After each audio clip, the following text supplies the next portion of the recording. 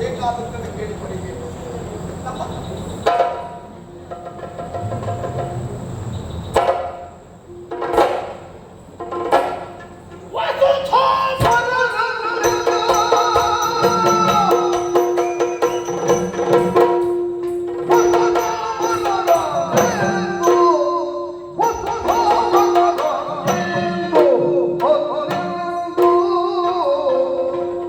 ಯೋಚಿಸಿದನು ಮನದೊಳಗಂದು ಯೋಚಿಸಿದನು ಮನದೊಳಗಂದು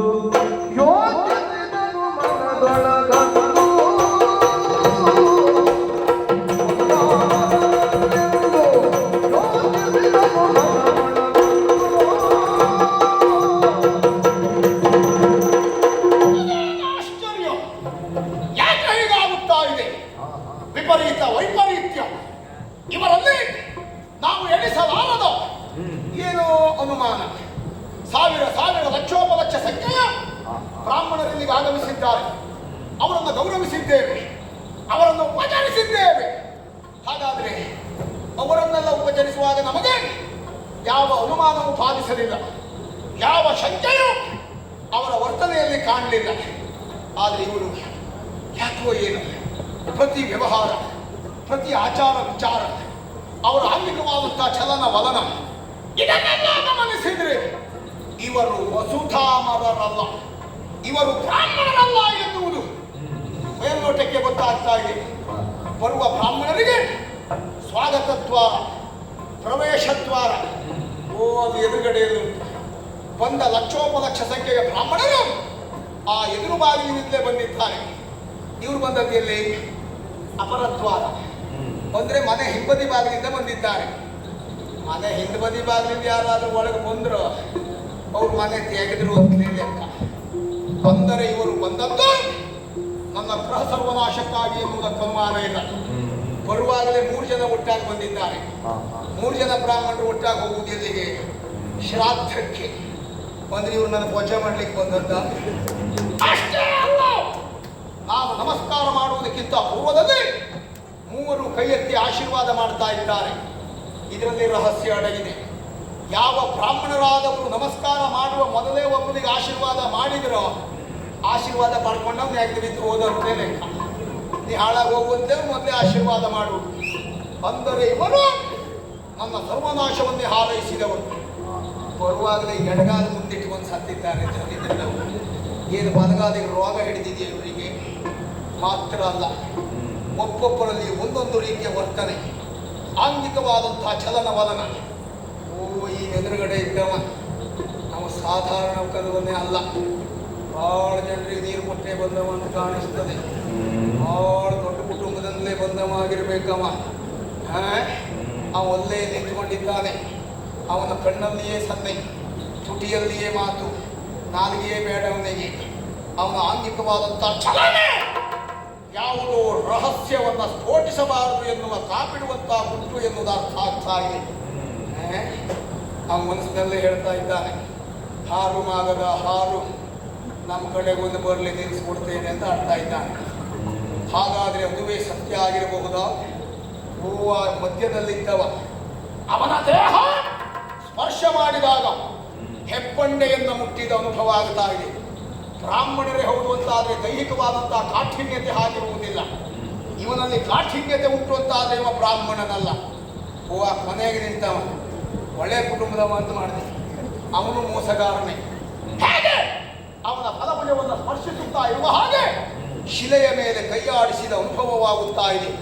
ಕ್ಷತ್ರಿಯನಾದವ ಬತ್ತಳಿಕೆಯಿಂದ ಬಿಗಿದಾಗ ಉಂಟಾಗುವಂತಹ ಜಗ್ಗಟ್ಟುವಿಕೆ ಅವನ ಭುಜದಲ್ಲಿ ಕಾಣಿಸ್ತಾ ಇದೆ. ಇದರ ಅರ್ಥ ವಸುಧಾಮರರಲ್ಲ ಇವರು, ಬ್ರಾಹ್ಮಣರಲ್ಲ ಅಂತಾದರೆ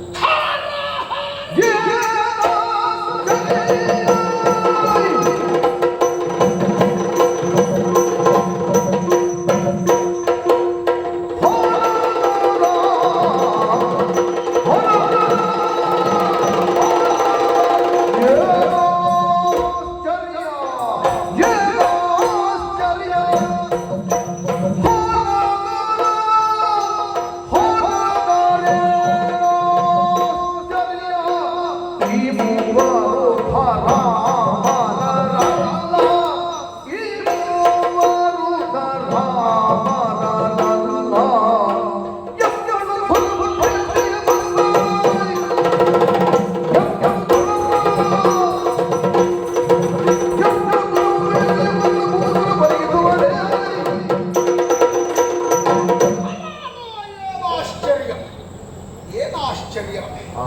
ಬ್ರಾಹ್ಮಣರಿವರಲ್ಲ ಎನ್ನುವುದು ದಿಟವಾಯಿತು. ಹಾಗಾದ್ರೆ ಯಾರು, ಯಾಕಾಗಿ ಬಂದವರು? ನನ್ನಲ್ಲಿ ನಾನು ಯೋಚಿಸುತ್ತಾ ಹೋದ ಹಾಗೆ ಈಗ ಅರ್ಥ ಆಯಿತು. ಏನು ಆಶ್ಚರ್ಯ! ನಾನೊಂದನ್ನು ಎಣಿಸಿದರೆ ದೇವರು ಮತ್ತೊಂದನ್ನು ಎಣಿಸಿದೆ ಎನ್ನುವ ಹಾಗೆ ರಕ್ಷಣೆಗಾಗಿ ಮರದ ನೆಳಲಿಗೆ ಹೋದರೆ ಮರವೇ ಕುಸಿದು ನೆತ್ತಿಯ ಮೇಲೆ ಬಿದ್ದ ಹಾಗೆ ಶಾಂತಿ, ಅದ್ಭುತ ಶಾಂತಿಯಿಂದ ನಾನಿಗೆ ಬರಬಹುದಾದ ಆಪತ್ತನ್ನು ನಿವಾರಿಸಿಕೊಳ್ಳೋಣ ಅಂತ ಮುಂದಾದರೆ ಇವರೇ ಆಪತ್ತು ತರ್ತಾ ಇದ್ದಾರೆ. ಯಾಕೆ? ಬ್ರಾಹ್ಮಣರಿವರಲ್ಲ ಎನ್ನುವುದು ಸ್ಪಷ್ಟ, ವೇಷಧಾರಿಗಳಾಗಿ ಬಂದವರು ಎನ್ನುವುದು ಅಷ್ಟೇ ಸ್ಪಷ್ಟ. ಯಾಕೆ ಬರ್ತಾರೆ ವೇಷಧಾರಿಗಳು? ಎನ್ನಳು ಬಯಸಿ ಹೋರಾಟವನ್ನು ಇಚ್ಛಿಸಿ ಮಾಘದ ನನ್ನ ಕಾದಾಟದಲ್ಲಿ ಮಣಿಸಬೇಕು ಎನ್ನುವುದಾಗಿ ನಿರ್ಧರಿಸಿ ನಮ್ಮ ನಾಡಿನ ಮೇಲೆ ದಾಳಿ ಇರಿಸಿರುವ ಕ್ಷಾತ್ರಕುಮಾರರು ಇವರು. ಕ್ಷತ್ರಿಯರು ಎನ್ನುವುದಕ್ಕೆ ಅನುಮಾನ ಇಲ್ಲ. ಕ್ಷತ್ರಿಯರೇ ಹೌದು ಅಂತಾದರೆ ಯಾರಿದ್ದಾರೆ?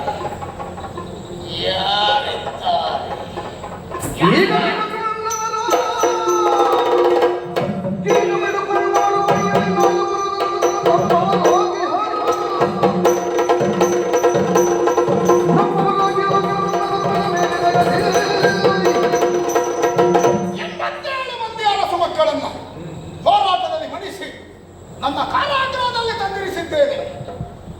ಭೂಲೋಕದಲ್ಲಿರುವ 87 ಮಂದಿ ಅರಸು ಮಕ್ಕಳು ನನ್ನ ಕಾರಾಗೃಹದಲ್ಲಿ ಕೊಳೆಯುತ್ತಾ ಇದ್ದಾರೆ. ಅಂಥದ್ರಲ್ಲಿ ಹೋರಾಟವನ್ನೇ ಬಯಸಿ ಬಂದವರು ಇವರು ಹೌದು ಅಂತಾದರೆ ಯಾರಿದ್ದಾರೆ ಅರಸು ಮಕ್ಕಳು ಹೊರಗಡೆ? ಇಲ್ಲವೇ ಇಲ್ಲ ಅಂತಲ್ಲ, ಒಂದು ಕೆಲವು ತಲೆ ಹೊರಗಡೆ ಉಂಟು.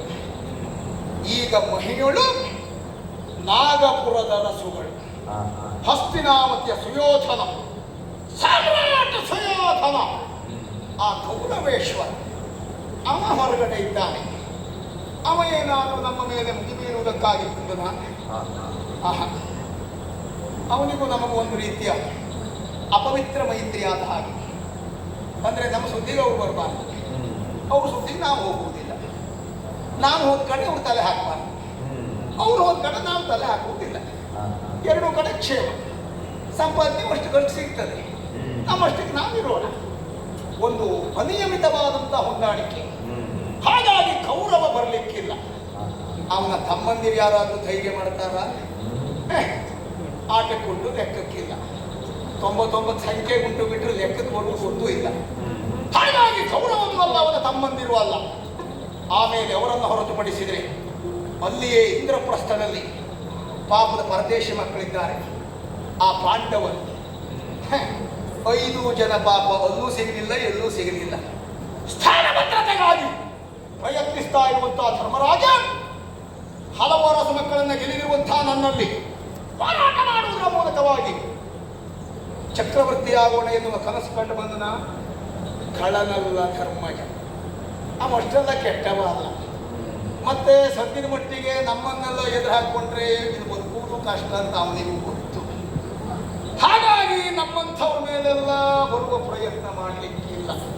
ಅವ ಸಜ್ಜನ, ಸಾತ್ವಿಕ. ಹಾಗಂತ ಅವನು ತಮ್ಮಂದಿರು ಒಂದಿಬ್ಬರಿದ್ದಾರೆ, ಮಹಾ ಅಧಿಕ ಪ್ರಸಂಗಿಗಳು. ಅಯ್ಯೋ, ಹೊಡೆದಾಟ, ಹೋರಾಟ, ಕಾದಾಟ ಅಂದ್ರೆ ನಾ ಮುಂದೆ ತಾ ಮುಂದೆ ಅಂತ ಬರ್ತಾರೆ. ಇರ್ಲಿಕ್ಕೆ 4 ಜನ ಇದ್ದಾರೆ, ಕೊನೆಯವರಿಬ್ಬರು ಅಷ್ಟಕ್ಕಷ್ಟೇ. ನಕುಲ ಸಹದೇವ, ಪಂಚಪಾಂಡವರು, ಚಲಾವಣೆಯಲ್ಲಿರುವ 3 ಪಾಂಡವರು ಮಾತ್ರ. ಹಾಗಾಗಿ ಆ ಮಧ್ಯದಲ್ಲಿರುವಂತಹ ಭೀಮಾರ್ಜುನರು ಬಂದ್ರ ಅನ್ನ ಹಾಕಿದ ಗೆರೆಯನ್ನು ದಾಟುವವರಲ್ಲ. ಹಾಗಾಗಿ ಭೀಮಾರ್ಜುನರು ಬರುವವರಲ್ಲ. ಇವರು ಯಾರು ಅಲ್ಲದೆ ಯಾದವರು ಹಿಂದೆಮ್ಮೊಡನೆ ಹರಿಗಳಾಗಿ ಕಾದಿಹರು. ಆ ಯಾದವಾಗ್ರೇಸರ ಬಲರಾಮ, ಅವನ ತಮ್ಮ ಕೃಷ್ಣ. ಅಯ್ಯೋ, ನಾಚಿಕೆಗೇಡು. 1, 2, 17 ಬಾರಿ ಆ ಕೃಷ್ಣ ಬಲರಾಮರನ್ನು ಅಂಟಿಸಿಕೊಂಡು ಹೋಗಿದ್ದೆ. ಪಾಪಿ ಮಕ್ಕಳು ಬರ್ತಾರೆ, ನನ್ನ ಮುಖ ನೋಡಿದಾಗ ಓಡ್ತಾರೆ, ಬರ್ತಾರೆ, ಓಡ್ತಾರೆ. ಹಾಗಾಗಿ 17 ಬಾರಿ ಹೋದ ನಾನಿದು 18ನೇ ಬಾರಿಯೂ ಇಷ್ಟೇ ಇವ್ರು ಹಣೆ ಬರ ಅಂತ ಮತ್ತೆ ಹೋಗಲಿಲ್ಲ. ಆಮೇಲೆ ವರ್ತಮಾನ ಗೊತ್ತಾಯಿತು. ಸಮುದ್ರ ಪಾಲಾದಂತಹ ಕುಶಸ್ಥಲೆಯನ್ನು ಮೇಲೆಬ್ಬಿಸಿ ದ್ವಾರಕಾವತಿ ಎನ್ನುವುದಾಗಿ ಹೊಸ ಹೆಸರನ್ನು ಇರಿಸಿ ಅಲ್ಲಿ ಹೊಸ ಸಾಮ್ರಾಜ್ಯವನ್ನು ಸ್ಥಾಪನೆ ಮಾಡಿದ್ದಾನೆ ಬಲರಾಮ. ಅರಸ ಬಲರಾಮನಂತೆ, ಕೃಷ್ಣ ಯುವರಾಜನಂತೆ. ಎಲ್ಲಿಯಾದರೂ ದ್ವಾರಕೆಯಿಂದ ಮತ್ತಿಲ್ಲಿಗೆ ಬಂದನ, ದ್ವಾರಕೆಯಲ್ಲಿ ಒಂದು ವಿಶೇಷ ಉಂಟಂತೆ. ಯಾವ ಕಡೆ ನೋಡಿದ್ರು ಬಾಗಿಲು, ಬಾಗಿಲುಗಳಿಂದಲೇ ಆವೃತ್ತವಾದದ್ರಿಂದ ದ್ವಾರಕಾ ಪಟ್ಟಣ. ಏನು ಒಂದು ನಾಡಿಗೆ ಅಷ್ಟೆಲ್ಲ ಬಾಗಿಲುಗಳ ಅನಿವಾರ್ಯತೆ ಅಂತ ಕೇಳಿದೆ. ಆಗ ಬಲ್ಲವರು ಉತ್ತರಿಸಿದರು, ನನ್ನ ಮೇಲಿನ ಭಯ ಅಂದ್ರೆ ನನ್ನ ಹೆದರಿಕೆ ಸಮುದ್ರ ಮಧ್ಯದಲ್ಲಿ ಹೋದ್ರೂ ಉಂಟು ಅವರಿಗೆ. ನಾನು ಈ ಕಡೆ ಬಾಗಿಲಿಂದ ಬಂದ್ರೆ ಅವರೊಂದು ಓಡ್ಲಿಕ್ಕೆ, ನಾನು ಆ ಕಡೆ ಬಾಗಿಲಲ್ಲಿ ಬಂದ್ರೆ ಅವರು ಇಂದು ಓಡ್ಲಿಕ್ಕೆ. ಅಂದರೆ ಹೇಡಿಗಳಾಗಿ ಕಾಲವನ್ನು ಕಳೆಯುತ್ತಾ ಇದ್ದಾರೆ. ಹಾಗಾಗಿ ಬಲರಾಮ ಕೃಷ್ಣರು ಬರುವ ಧೈರ್ಯ ಮಾಡ್ತಾರ. ಅವ ಹಿರಿಯ ಬಲರಾಮ ಸರಿ ಇಲ್ಲಂತೆ. ಅವನಿಗೆ ಬೆಳಿಗ್ಗೆ ಹೇಳಿದ್ದು ಸಾಯಂಕಾಲ ನೆನಪಿರುವುದಿಲ್ಲ, ಸಂಜೆ ಯಾರ್ಯಾರಿಗೆ ಮಾತು ಕೊಟ್ಟಿದ್ದೇನೆ ಎನ್ನುವುದು ಬೆಳಿಗ್ಗೆ ಕೇಳಿದ್ರೆ ನೆನಪಿರುವುದಿಲ್ಲ. ಅಯ್ಯ ಅಮ್ಮ ಕಂಠ ಪೂರ್ತಿ ಇದಂತ. ಅಯ್ಯೋ ನಮ್ಮಂತ ಸಂಭಾವಿತರೆಲ್ಲ ವಿಷಯ ಮಾತಾಡಬಾರ್ದು. ಗೊತ್ತಾಯ್ತು. ಅಭಿಮಾನ ದೊಡ್ಡದು, ನಿಮಗೂ ನೋವು ಮಾಡುವುದಿಲ್ಲ. ಅವರಿಗೆ ಬಿಟ್ಟೆ ನನ್ನ ಬಗ್ಗೆ ನಿಮಗೆ ಗೊತ್ತು. ಅಂದರೆ ಬಲರಾಮ ಬರುವ ಹಾಗಿಲ್ಲ. ಇನ್ನು ಅವನ ತಮ್ಮ ಕೃಷ್ಣ.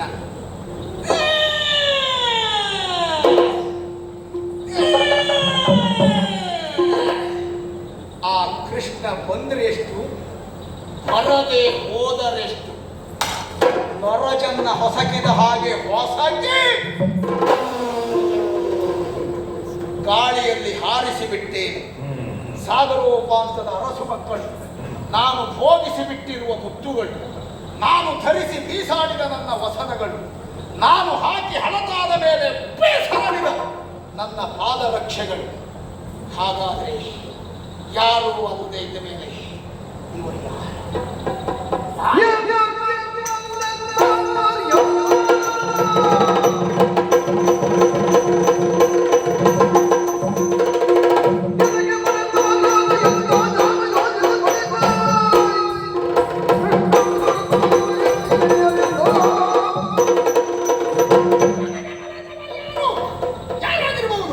ಇಷ್ಟು ಮಾತಾಡ್ತಾ ಇದ್ರು, ಧೈರ್ಯವಾಗಿ ನಿಂತಿದ್ದಾರೆ ಅಂತ ಅಲ್ಲೇ ಇವರಲ್ಲೇನೋ ಯೋಗ್ಯತೆ ಉಂಟು.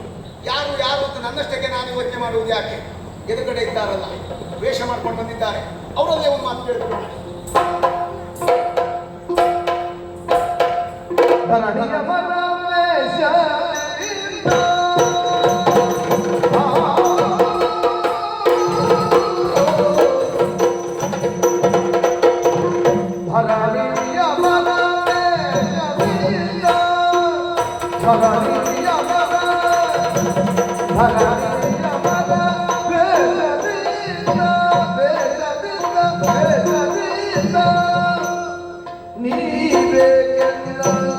ಪುರಕ್ಕೆ ಬಂದಿರಿ ಅದನ್ನು ನೀವೇಗೆಲ್ಲ ಪುರಕ್ಕೆ ಬಂದಿರಿ ಅದನ್ನು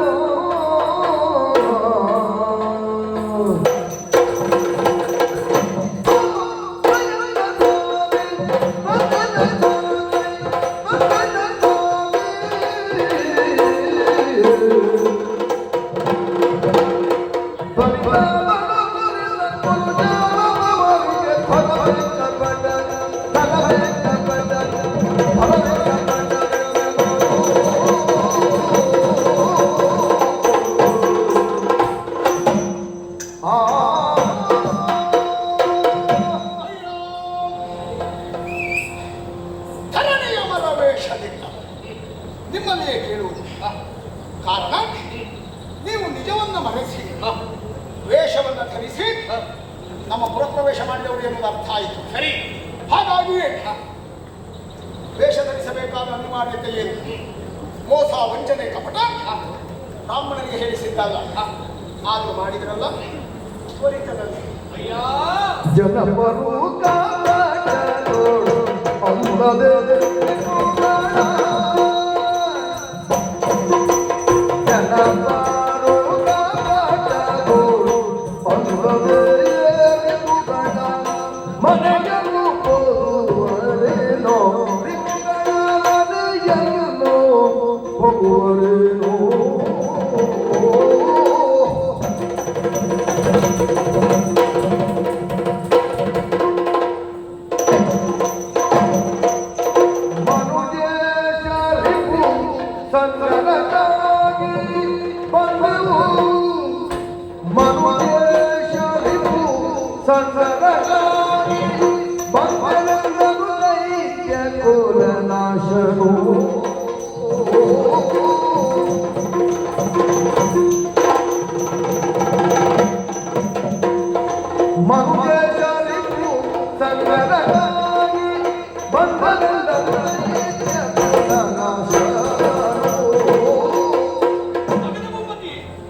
ನೀನಾಡಿದ ಮಾತು ಸತ್ಯವೇ ಹೌದು. ಇದು ಒಂದು ವೇಷ. ಯಾಕಾಗಿ ವೇಷ? ಪ್ರವೇಶಕ್ಕಾಗಿ ಮಾತ್ರ ಈ ವೇಷ. ಬ್ರಾಹ್ಮಣರಿಗೆ ಮುಕ್ತದ್ವಾರ ಎನ್ನುವುದರ ಘೋಷಣೆ ಮಾಡಿದವರುಗಳಿಗೆ ಈ ವೇಷವನ್ನು ಅಂತೂ ನಾವು ಇಲ್ಲಿವರೆಗಾಗಿ ಬಂದದ್ದು. ಹಾಗಿದ್ರೆ ಬರುವರ ಕಾರಣ ಏನು, ಉದ್ದೇಶ ಏನು?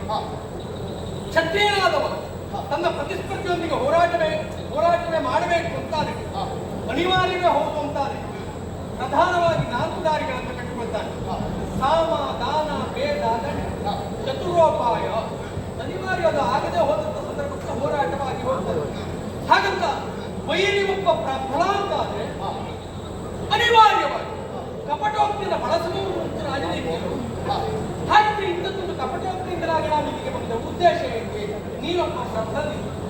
ಅದಕ್ಕಾಗಿ ಸಾಮ, ದಾನ, ಭೇದ, ದಂಡ ಇಲ್ಲದೆ ಕಪಟೋಕ್ತಿಯಿಂದಲಾಗಿ ಇಲ್ಲಿವರೆಗಾಗಿ ಬಂದದ್ದು. ಕಾರಣ ನೀನು ನಮ್ಮ ಪಾಲಿಗೆ, ಈ ನಿನ್ನ ಗ್ರಹ ನಮ್ಮ ಪಾಲಿಗೆ ರಿಪುವಿನ ಗ್ರಹ. ಶಿವ ಶಿವ ನಿಮಗೆ ರಿಪುಗಳೇ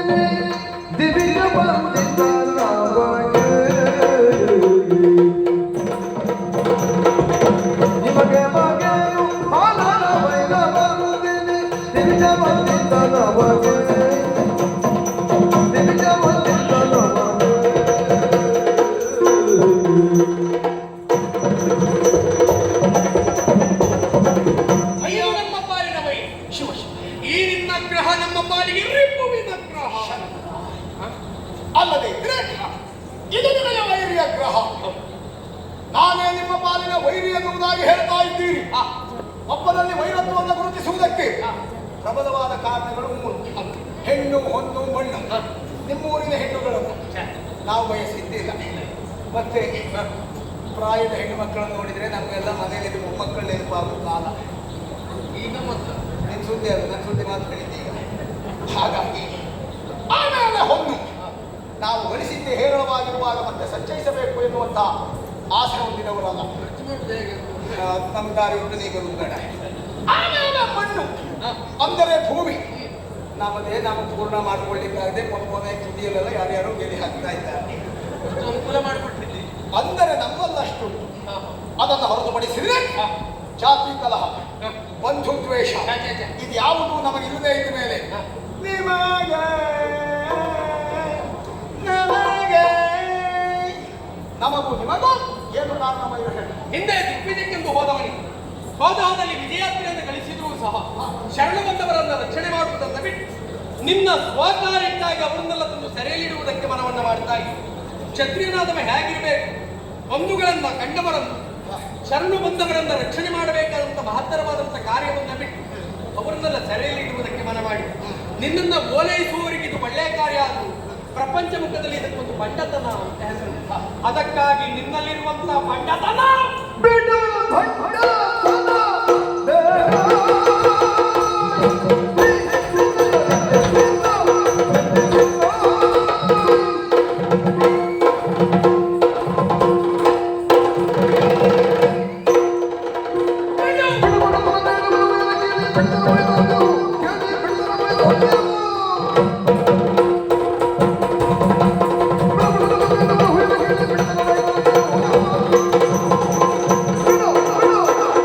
ಇದು ಬಂಡತನ.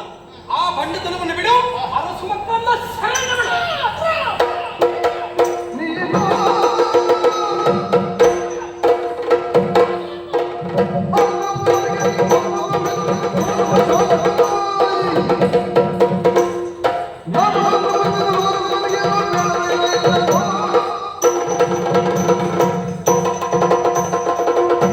ಕಾರಾಗೃಹದಲ್ಲಿರಿಸುವಂತಹ ಅರಸು ಮಕ್ಕಳು ನನ್ನ ಪರಾಕ್ರಮದಿಂದ ಇರಿಸಿದ್ದು ಅವರನ್ನು ಬಿಡಿಸಿಕೊಳ್ಳುವುದಕ್ಕಾಗಿ ಬಂದಂತ ಸತ್ಯ ಅಂತಾದ್ರೆ ಆಗ ನೀನೇನು ಅಜ್ಜನ ಅಪ್ಪನ ಮಗನ ಮೊಮ್ಮಗನ ನಿನಗೂ ಅವರಿಗೂ ಏತರ ಸಂಬಂಧ ಹೇಳಿ. ಮನೆತವರನ್ನು ಕೊಂದು ಹೊರೆಯ ಹೊತ್ತವರು.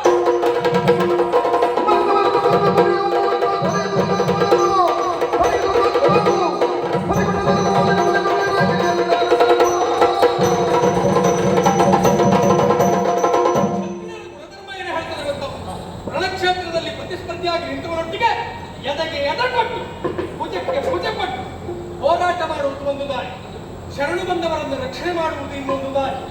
ನಾನು ನಿನ್ನಿಂದ ಹೊರತಾಗಿದ್ದವರೇನೋ ಅಲ್ಲ, ನಮ್ಮ ಕಾರ್ಯವು ಅಂತದ್ದೇ. ಶರಣು ಬಂದವರನ್ನ ರಕ್ಷಣೆ ಮಾಡುವುದು ಮಹತ್ತರವಾದಂತ ಕಾರ್ಯ. ಅಂದ್ರೆ ನಿನಗೆ ತಿಳಿವಾಗಿ ಹೇಳ್ತೇನೆ, ಶಿಕ್ಷೆ ರಕ್ಷೆ ಇದು ಎರಡನ್ನೂ ಹೊತ್ತವಲ್ಲ. ನೇರವಾಗಿ ಹೇಳ, ಸ್ಪಷ್ಟವಾಗಿ ತಿಳಿಸ.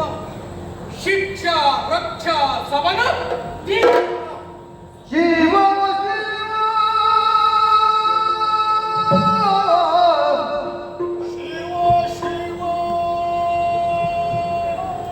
ನೀವು ಶಿಕ್ಷಾ ರಕ್ಷಾ ಸವನ ದೀಕ್ಷಿತರೇ ಶಿವ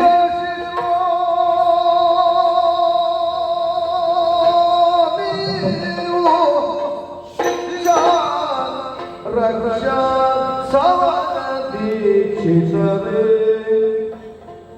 ದೀಕ್ಷಿತರೇ ದೀಕ್ಷಿತರೇ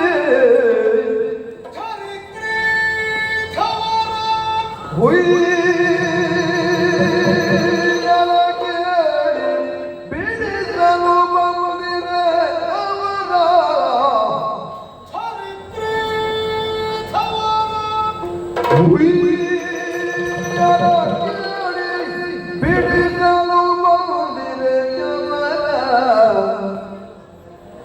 ಬಿಡಿಸಲು ಬಂದಿರೆ ಅವರ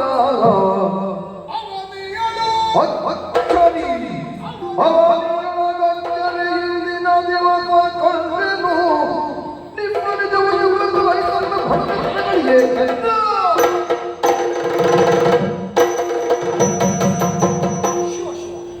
ಶಂಕರ ಹರೇ ಮಹಾದೇವ. ಯಾಕೆ ಕೇಳು, ಹೇಳಿದೆಯಲ್ಲ ನೀವು ದುಷ್ಟ ಶಿಕ್ಷೆ ಶಿಷ್ಟ ರಕ್ಷೆ ಶಿಕ್ಷಾ ರಕ್ಷಾ ಸವನ ದೀಕ್ಷಿತ. ದೀಕ್ಷಿತರು ಅಂತ ಹೇಳಿದರೆ ಒಂದು ಕಾರ್ಯವನ್ನು ದೀಕ್ಷೆಯಾಗಿ ಪಡೆದುಕೊಂಡವರು ಅಲ್ವಾ? ದೀಕ್ಷಿತರು ಅಂತ ಹೇಳಿದವರೆಲ್ಲ ದೀಕ್ಷಿತರೇ ಆಗಿರುವುದಿಲ್ಲ. ಕೆಲವರಿಗೆ ಎಲ್ಲರೇ ಹಲವರಿಗೆ ಹೆಸರು ಬರುವುದಕ್ಕೆ, ಹೆಸರನ್ನು ಸೂಚಿಸುವುದಕ್ಕೆ ಹೀಗೊಂದು ಕಾರಣ. ಊರಿನಿಂದ, ಪರಂಪರೆಯಿಂದ, ತಂದೆಯಿಂದ, ಜಾತಿಯಿಂದ ಮಾಡುವ ಉದ್ಯೋಗದಿಂದ ಅಲ್ವಾ? ಯಜ್ಞ ಮಾಡುವವರನ್ನ ಯಾಜಿಗಳು ಅಂತ ಕರೆದರು. ಎಲ್ಲ ಯಾಜಿಗಳು ಯಜ್ಞ ಮಾಡಿಕೊಂಡಿದ್ದಾರೆ. ನನ್ನ ಕ್ಷೇತ್ರದ ನನ್ನ ದಾಸ. ಇದು ಇದನ್ನೆಲ್ಲ ಮಾಡ್ಕೊಂಡಿದ್ರು ಹಾಗೆ ಅಂದ್ರೆ ಅಂತದ್ದೇ ಇದು ಪರಂಪರೆಯಲ್ಲಿ ಬಂದವರು ಯಾಜಿಗಳು ಯಜ್ಞ ಮಾಡುವುದಿಲ್ಲ ಒಂದೊಂದು ರೀತಿಯಾದ ಉದ್ಯೋಗವನ್ನು ಅರಸಿಕೊಂಡು ಹೋಗ್ತಾ ಇದ್ದಾರೆ. ಗಂಡಸರು ಬಟ್ಟೆ ತೊಳೆಯುವುದಿಲ್ಲ, ಬ್ರಾಹ್ಮಣರು ಮಾತ್ರ ಹೇಳುವುದಿಲ್ಲ. ನೀನು ರಾಜಕೀಯ ಮುತ್ಸದ್ದಿ, ಈಗ ನಮಗೆ ನಿನಗೆ ಅಂಗಡಿ ಕೊಟ್ಟರು ಸರ್. ಕೆಲವರಿಗೆಲ್ಲ ಎಲೆ ನೋಡಿಕೊಂಡು ಇದು ಇಂಥ ಮರ ಅಂತ ಹೇಳ್ಬೇಕು. ನಾವು ಬೇರು ನೋಡಿದ್ರೆ ಇದು ಈ ಜಾತಿದು ಅಂತ ಹೇಳ್ತಿದ್ದೇವೆ. ಇದು ಒಳ್ಳೆ ಹಳೆ ಜಾತಿದು ಅಂತ ನಮ್ಗೆ ಮತ್ತೆ ಗೊತ್ತಾಗಿಲ್ಲ. ಹಾಗಾಗಿ ಈಗ ದೀಕ್ಷಿತರು ಅಂತ ಹೇಳಿದೆ. ಯಾವ ದೀಕ್ಷಿತ, ಎಲ್ಲಿಯ ದೀಕ್ಷಿತ, ಯಾವ ಕಾರ್ಯವನ್ನು ದೀಕ್ಷೆಯಾಗಿ ಪಡೆದುಕೊಂಡವರು ನನ್ನಿಂದ ತಪ್ಪಿಸಿಕೊಳ್ಳುವುದಕ್ಕಾಗಿ ಸುಳ್ಳನ್ನಾಡಿ ಅಂತಾದ್ರೆ ಜಾಗ್ರತೆ. ನಿಮ್ಮ ನಿಜವನ್ನ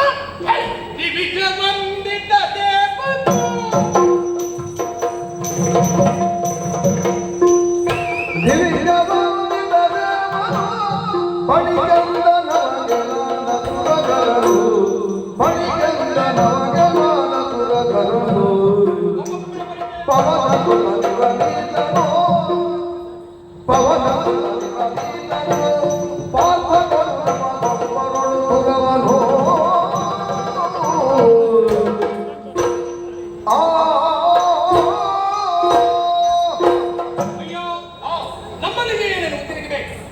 ಆಯ್ತು, ಸತ್ಯವನ್ನು ಹೇಳುವ ಸಮಯ ಖಂಡಿತಕ್ಕೂ ಹೇಳಿದ್ರೆ ಎಲ್ಲಿಂದ ಪ್ರಾರಂಭ ಮಾಡಿ ಗುರುದಿಂದ ಪ್ರಾರಂಭ ಒಂದು ಕೆಲಸ ಮಾಡಿ. ನನ್ನ ಹೆಸರು ಮತ್ತೆ ನನ್ನದರ ತದನಂತರದಲ್ಲಿ ತಿಳಿಸಲಾಗುತ್ತೆ. ತದನಂತರದಲ್ಲಿ ತಮ್ಮದ್ದನ್ನು ತಿಳಿಸ್ತೀವಿ. ವಾಸ್ತವ ಸಪ್ತ ಕಾಲಕ್ಕೆ ಏನನ್ನ ಉಸುರುತ್ತೀವಿ. ಆ ಕಡೆಯಲ್ಲಿ ನೋಡ್ಬೇಕು. ಯಾರು ಓ ಆ ಕಡೆಯಲ್ಲಿ ಎದುರುಗಡೆಯಲ್ಲಿ ಇದ್ದಾರಲ್ಲ, ಮೊದಲು ಅವ ಸಾಮಾನ್ಯನೇ ಅಲ್ಲ. ಹೇಳುವುದೇ ಬೇಡ. ಯಾಕೆ? ಸಾಮಾನ್ಯದವರೆಲ್ಲ ಇಷ್ಟೊತ್ತು ಬಾಯಿ ಮುಚ್ಕೊಂಡು ನಿಂತುವುದೇ. ಅಯ್ಯೋ ಅದಕ್ಕೂ ಒಂದು ಯೋಗ್ಯತೆ.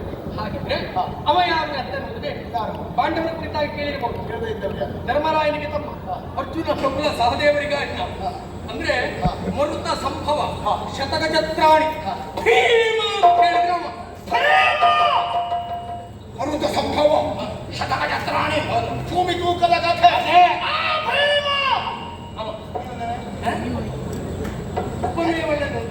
ಹಾಗಲ್ಲ, ಭೀಮನ ಬಗ್ಗೆ ನಾನು ಬಹಳಷ್ಟು ಕೇಳಿದ್ದೇನೆ. ಅವನ ಯಶೋಗಾಥೆಯನ್ನ ಸಾಹಸಗಾಥೆಯನ್ನು ಕೇಳಿದ್ದೇನೆ. ಅಂಥ ಬಲಾಢ್ಯನಾದ ಭೀಮ ಈಗ ನನ್ನ ಕಣ್ಣೆದುರಿನಲ್ಲೇ ನಿಂತಿದ್ದಾನೆಂದಾಗ ಆಶ್ಚರ್ಯ ಆಯಿತು ಅಂತ ಕೇಳಿದ. ಇವ ಈಗ ಅಲ್ಲ, ಶಿಶುವಾಗಿರುವಾಗಲೇ ಇವ ಪ್ರಖ್ಯಾತ. ಇವ ನಮ್ಮ ಕುಂತಿದೇವಿ ಕಾಡಿನಲ್ಲಿರುವಾಗ ಈ ಶಿಶುವನ್ನು ಎತ್ತಿ ಆಡಿಸ್ತಾ ಇದ್ದಂತೆ. ದೂರದಲ್ಲಿ ಸಿಂಹಗರ್ಜನೆ ಕೇಳಿ ತನ್ನ ಅರಿವಿಲ್ಲದೆ ಇರುವ ಹಾಗೆ ಶಿಶುವನ್ನು ಕೈ ಬಿಟ್ಟು ಬಿಟ್ಟರು ಮೆಚ್ಚಿ. ಕೈ ತಪ್ಪಿದ ಶಿಶು ಬಂಡೆ ಮೇಲೆ ಬಿತ್ತು. ಉಳಿದ ಶಿಶು ಬಂಡೆ ಮೇಲೆ ಬಿದ್ದರೆ ಬಂಡೆ ಹೋಳಾಗ್ಬೇಕು. ಆದ್ರೆ ಆ ಬಂಡೆಯೇ ಹೋಳಾಗಿ ಹೋಯಿತಂತೆ. ಅಂದರೆ ಶಿಶುತನದಲ್ಲಿ ಬಂಡೆಯ ಒಡೆದಿ ಹಾಕಲು ಗಟ್ಟಿಗನು ಇವನು. ನಿಜವಾಗಿ ಕಲ್ಲು ಬಡಿಯುವವರಿಗೆಲ್ಲ ಗುರುದೇವರಿಗೂ ಅಷ್ಟು ಬಾಲ್ಯದಲ್ಲಿಯೇ ಅಂತ ಬಲಿಷ್ಠವಾದದ್ರ ಸೆಲೆ ನೋಡಿ ಹೊಡೆಯಬಲ್ಲಂತ ಸಾಮರ್ಥ್ಯ ಉಂಟು ಅಂತ ಪ್ರಪಂಚ ಮುಖಕ್ಕೆ ಪಾಠ ಮಾಡಿದವ. ಶಿಶುಗಳು ಎಷ್ಟೇ ಗಟ್ಟಿಯಾಗಿದ್ರು ಬಂಡೆ ಮೇಲೆ ಬಿದ್ದರೆ ಬಂಡೆ ಬಡಿಯುತ್ತದೆ ಎನ್ನುವುದೇ ನಂಬುವುದಕ್ಕೆ ಅನರ್ಹವಾದ ವಿಷಯ. ಆದ್ರೆ ಆ ಕಾಲದಲ್ಲಿ ಯಾರೋ ಹೇಳಿದ್ರು ಅದನ್ನು ಹೌದು ಅಂತ ಹೇಳಿದ್ರು. ಈಗ ನಾನದು ಅಲ್ಲಕ್ಕೂ ಅದೆಲ್ಲ ಸಾಧ್ಯವೇ ಇಲ್ಲ ಅಂತ ಹೇಳಿದ್ರೆ ನಮಗೆ ಹೇಳ್ತಾರೆ. ಈ ಮೂವಲ್ಲಿ ಯಾರು ಮಾಡಿದ್ರು ಸರಿ ಆಗುವುದಿಲ್ಲ, ನಮಗೆ ಸೆರೆ ಅಂತ ಹೇಳ್ತಾರೆ.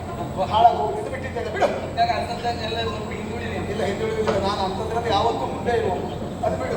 ಈಗ ಅವ ಇವತ್ತು ಬರುವುದೇ ಇಲ್ಲ ಅಣ್ಣ.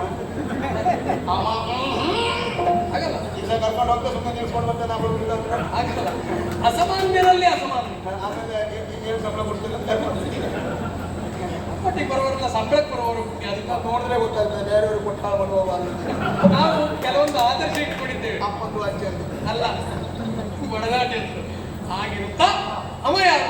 ಧರ್ಮರಾಯ ಭೀಮನಿಗೆ ತಮ್ಮ, ನಕುಲ ಸಹದೇವರಿಗೆ ಅಣ್ಣ, ಮಧ್ಯಮ ಪಾಂಡವಿ, ಪ್ರತಿ ಇಲ್ಲದ ಪ್ರತಾಪಿ, ಇನ್ನು ತನುತ್ತರ ಧನಂಜಯ ದಶನಾಮಾವಳಿಯನ್ನು ಹೊತ್ತವ ಅವನೇ ಪಾರ್ಥ. 10 ಹೆಸರು ದಶನಾಮ ಧನುರ್ಧರ ಧನಂಜಯ. ಅವ ಅರ್ಜುನ, ಪ್ರತಿ ಇಲ್ಲದ ಪ್ರತಾಪಿ. ನಮ್ಮಲ್ಲಿ ಇತ್ತೀಚೆಗೆ ಹುಟ್ಟುಕೊಂಡವರೆಲ್ಲ ಹಾಗೆ ಪ್ರತಿ ಇಲ್ಲದೆ ಇದು ಪ್ರತಾಪಿ. ಇನ್ನು ಕೆಲವರು ಎದುರುಗಡೆ ಪ್ರತಿ ಇದ್ರು ಅದರಲ್ಲಿಂದ ಅಂತ ಹೇಳಿದ್ರೆ ಬೇರೆ ಹೇಳುವುದು ಪ್ರತಾಪಿ. ಪ್ರತಿ ಯೋಧ ಇಲ್ಲ, ಅದು ಗೊತ್ತಾಯ್ತು. ನಮ್ಮಲ್ಲಿದ್ದು ಸುದ್ದಿ ಹೇಳ್ತೀನಿ, ಹೆಸರ ಮಕ್ಕಳ ಅಲ್ಲ. ಹಾಗಾದ್ರೆ ಅವ ಭೀಮ, ಇವ ಅರ್ಜುನ. ಇಷ್ಟೊತ್ತಿನವರೆಗೆ ಪರಿಚಯ ಭಾಷಣ ನಡೆಸಿಕೊಟ್ಟಿರುವ ಶ್ರೀಯುತರು ತಾವ್ಯಾರು ಗೊತ್ತಾಗಲಿಲ್ಲ.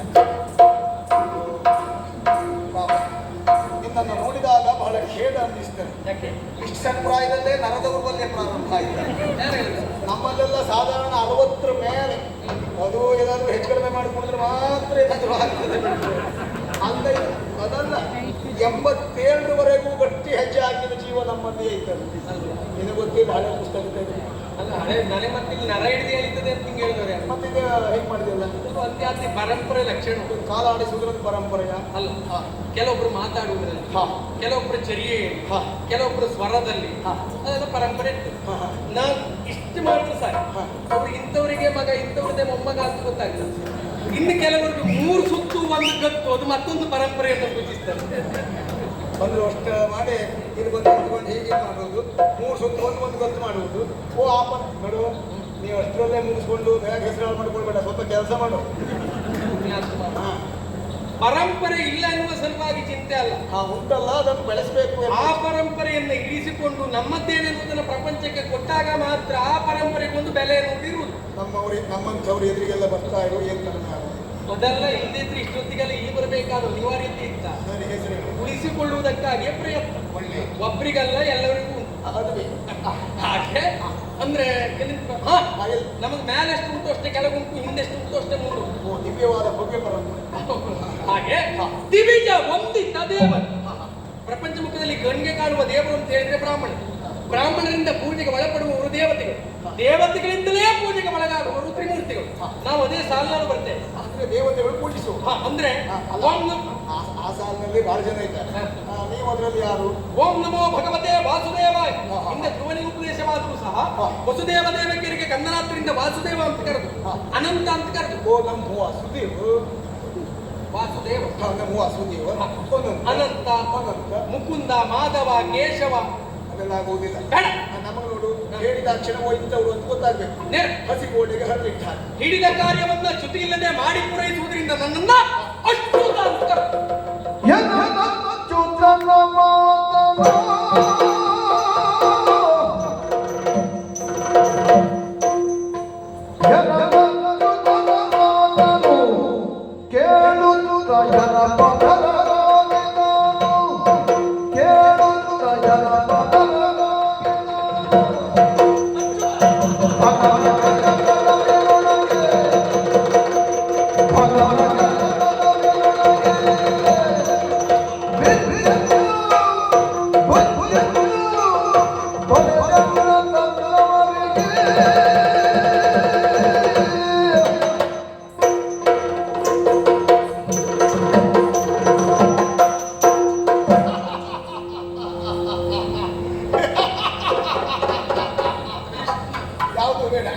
ನನಗೆ ಅರ್ಥ ಆಯಿತು.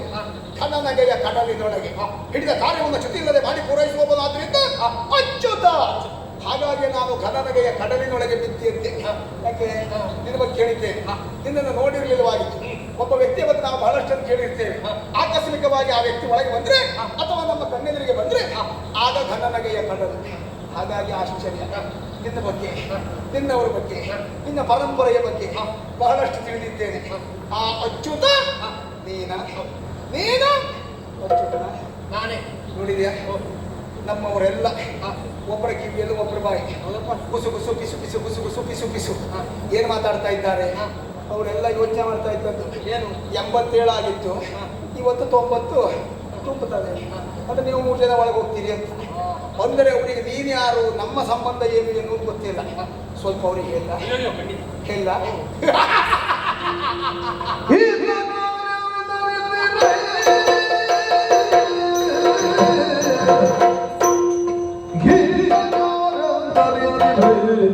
ಜಗದಿ ನಮ್ಮ ಕವಿತನು ಜಗದಿ ನಮ್ಮ ಕವಿತನು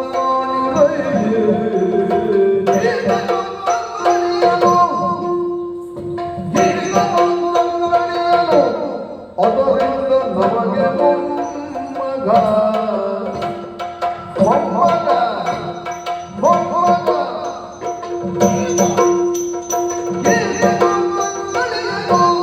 ಅದರಿಂದ ನಮಗೆ ಮೊಮ್ಮಗನಾದ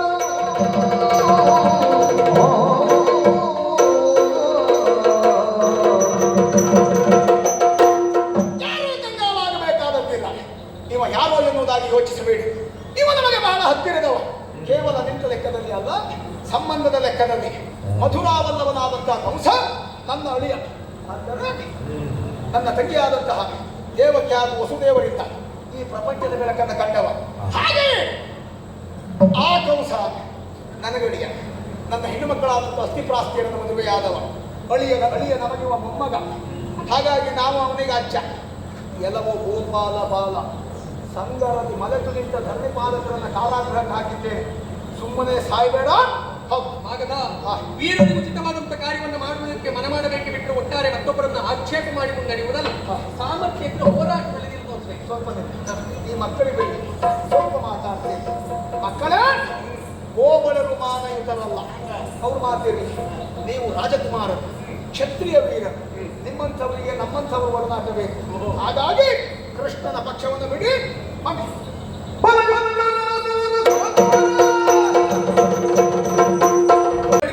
ಹೋರಾಟ ಮುಂದೆ ನಿನ್ನನ್ನು ಆಯ್ಕೆ ಮಾಡ್ತಿದ್ದೆ. 12 ಬಾರಿ ಓಡಿ ಹೋದವ. ಹಾಗಾಗಿ ನೀನು ಓಟಕ್ಕೆ ಬೇಕು. ನಿನ್ನಂಥವನಲ್ಲಿ ಕಾದಾಟ ಅಗತ್ಯ ಇಲ್ಲ. ಇನ್ನು ಅರ್ಜುನ ಸಣ್ಣ.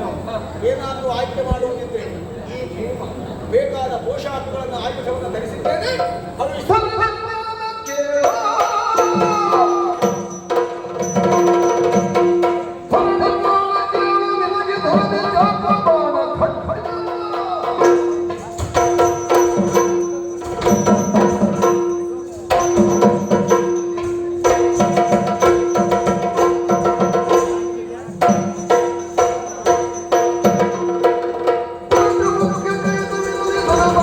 Oh